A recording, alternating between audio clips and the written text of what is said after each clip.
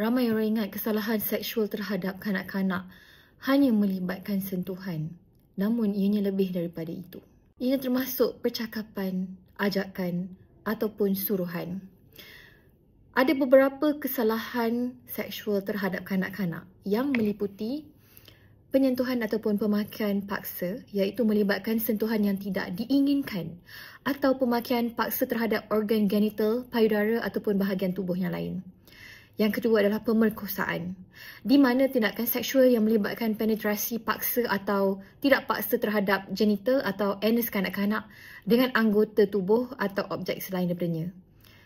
Yang ketiga adalah pencabulan, iaitu tindakan seksual yang melibatkan penyalahgunaan posisi kepercayaan atau kekuasaan untuk memaksa kanak-kanak tersebut melakukan tindakan seksual atau menyaksikan tindakan seksual. Yang keempat adalah pornografi anak, iaitu melibatkan production, distribution, consumization of material pornography yang melibatkan anak di bawah umur.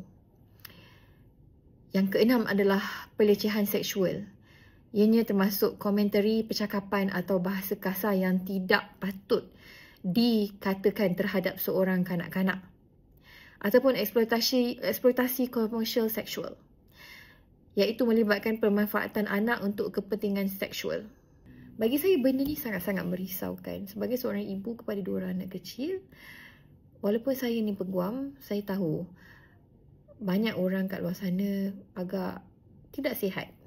Jadi sebagai ibu bapa, anda semua kena memahami apa yang dimaksudkan dengan child grooming ataupun ambang seksual. Kadang-kadang benda tu bukan directly tapi indirectly. Jadi sama-samalah berwaspada terhadap golongan-golongan pedofilia sebegini. Ataupun kepada mereka yang mungkin melakukan perbuatan ambang seksual, waspadalah.